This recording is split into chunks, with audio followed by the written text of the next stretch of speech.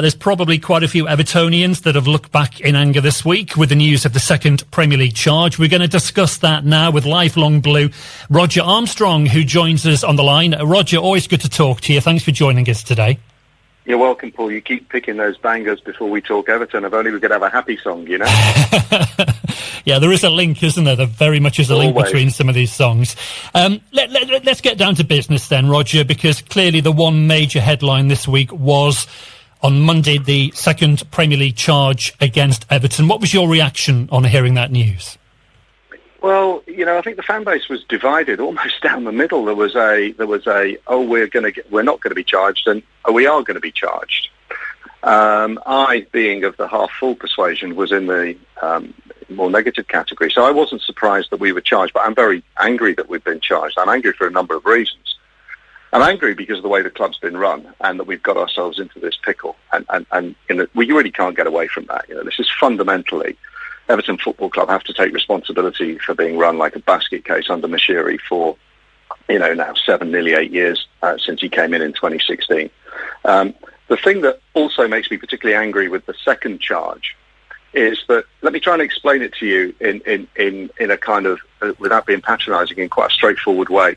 Imagine being told that your bank account is £10 overdrawn, and you don't know why, but it's £10 overdrawn, okay? So your starting balance is minus 10. And your objective is to get to a balance of £100, right? In order to do that, if you just put £100 in, you'll only be at 90. Yeah? And what Everton appear to me to have done, whilst we're fighting that first charge, which if people recall, we admitted that we were over by 9 and the Premier League said we were over by 19, hence my analogy of £10. So the Premier League said we were £10 million worse off. We'd breached by £10 million more than we admitted to, right? Now, I think we're appealing on two grounds. We're appealing both on that we weren't over by 19, only 9, and we're also appealing on the severity and proportionate nature of the punishment, and should it even be a points deduction, should it not be a transfer ban or a fine or whatever. But I think it is grossly negligent for us still to have managed to breach again, because as I understand it, and the figures haven't all been released, but what I think we've done is we have based our submission this time on being only 9 over than 19. So effectively what we're doing in that analogy of £10 being overdrawn at the start, we've put £100 into our bank account and we're claiming that the £10 overdrawn was the wrong balance at the start. Now, I really, really think that is reprehensible on the part of the club, and what we should have done is made 100% sure that we were not going to be subject to a second charge. Because being subject to a second charge now, I think, jeopardises that first appeal, because people will look at it and go, well, you're appealing, but you've gone and done it again. Now, who knows what the outcome of the appeal will be? And let's hope that either the points is reduced or even removed in its totality. But I believe our strongest cause for appeal is on the proportionate nature of the punishment, not that we were already over by 19. And so I really, really think the club should have made absolutely certain that we were not over this second time. Now, I know it'll go to an independent commission and they'll look at it. And I know there's arguments around accounting principles and capitalising interest and all of these clever, diffy things that don't mean much to me or to the vast majority of your listeners, I'm sure. But I think Everton have made a mistake this time. And whilst I do think the Premier League's rules are something of a joke, they are the rules that are in place. And whether they change them or not, and whether Man City have had 115 charges or not, and whether Chelsea are crooked too, the fact of the matter is we have broken the rules again. And I don't think that helps our case. And I feel so desperately angry as a fan because of the way the club has got us into this appalling mess. And of course, that doesn't mean that the Premier League are blame-free, because they clearly aren't. Their rules are a joke. But we really haven't helped ourselves on this second occasion, in my personal opinion.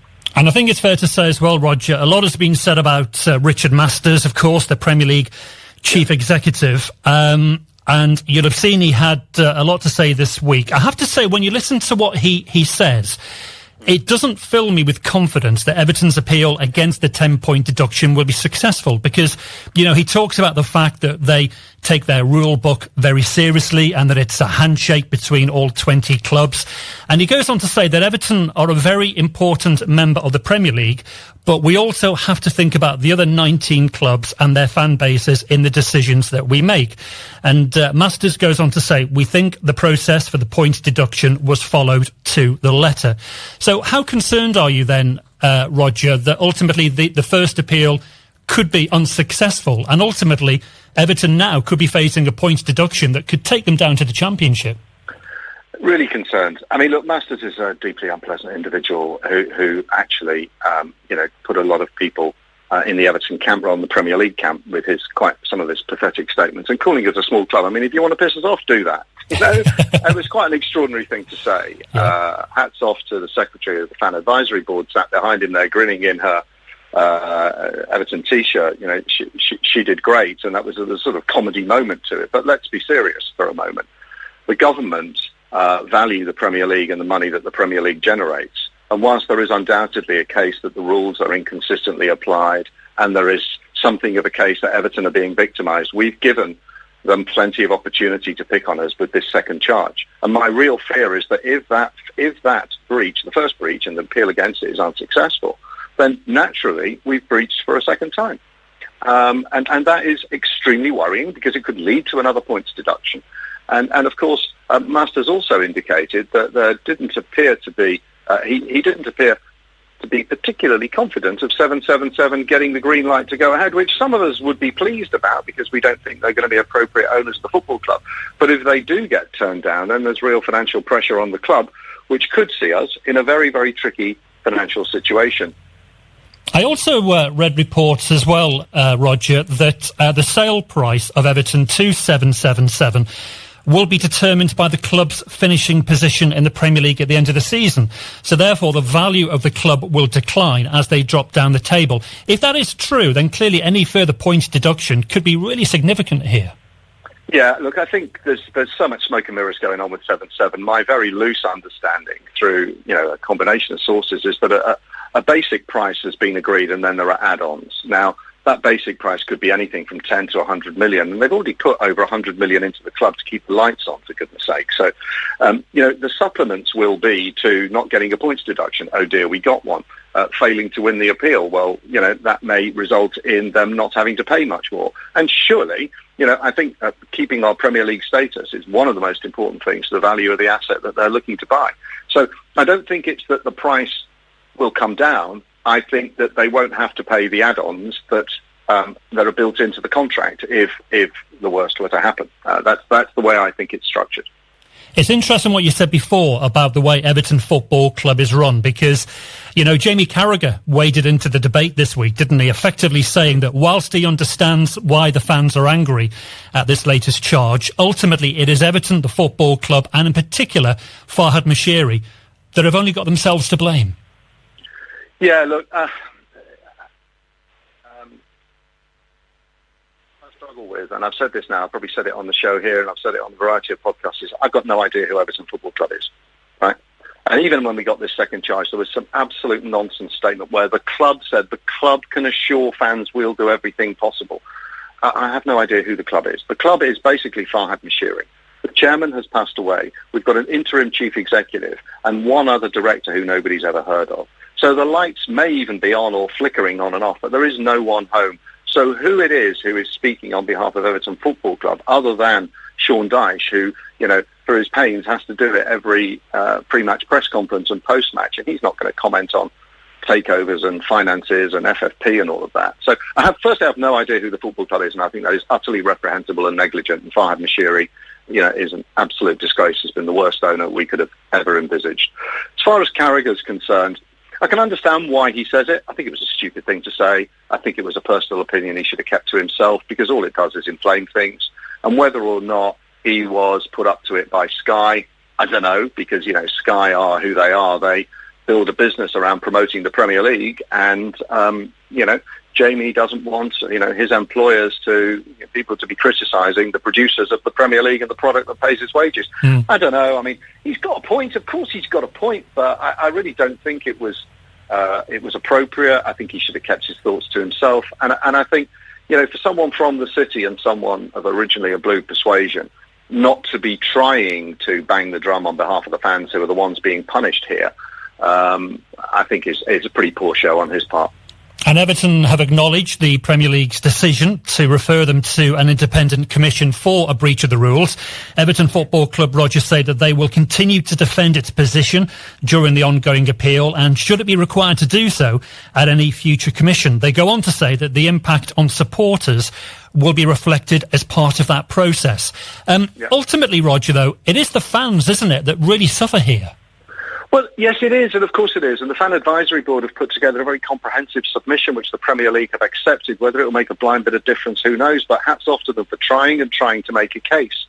As I said, I don't know who the club are, so how the club can even speak with any authority, I just don't know.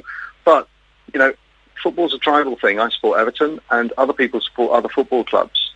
And the fans suffer, but the fans of teams that got relegated would argue that they suffered because Everton should have had a points deduction in the season that they broke the rules. So it's a very, very delicate matter to put fans. I mean, fans are really, really important, and the way the game is governed is appalling, and it's stupid, and it seems to be very, very make it up as you go along. There's talk that the rules will change, but right now the rules weren't in our favour, and it's appalling that we broke them, and it's appalling that we've been punished with points. But let me just come back to one simple thing.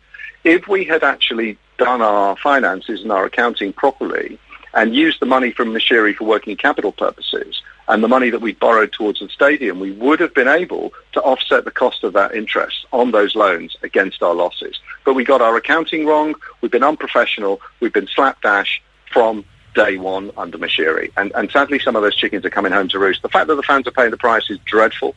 I'm full of sympathy because I am one, and it makes me very, very, very sad.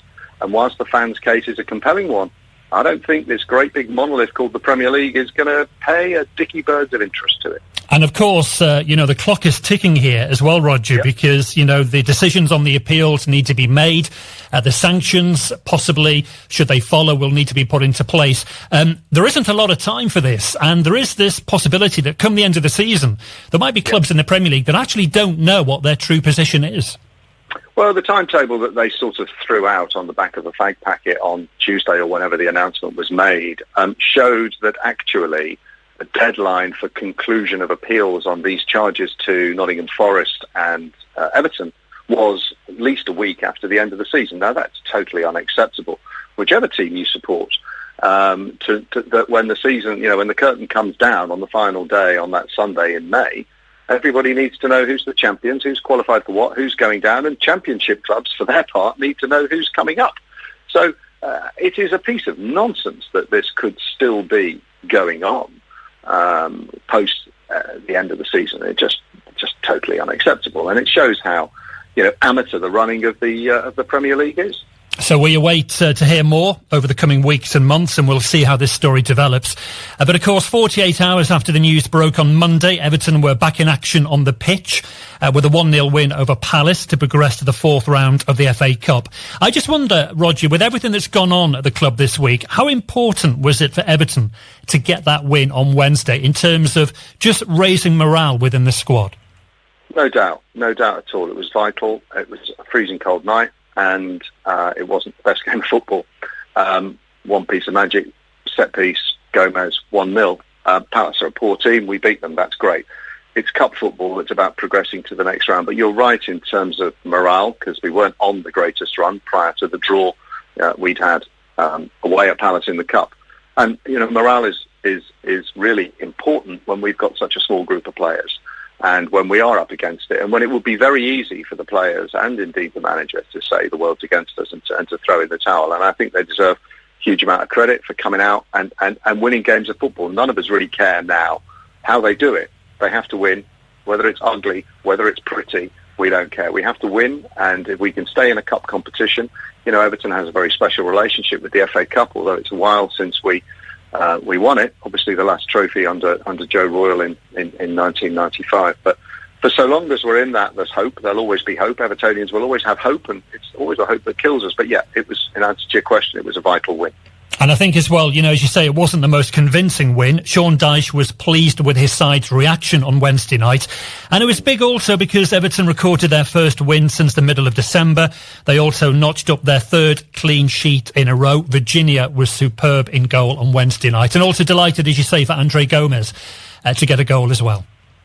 Yes, it's a shame now that obviously Doucouré appears to be injured, because he's an integral part of the team, and certainly of Daesh's playing style. And if rumours are to be believed this afternoon, rumours that the Saudi team, Al Ettifaq, I believe it is, who have just got rid of Jordan Henderson, might be looking at Doucouré.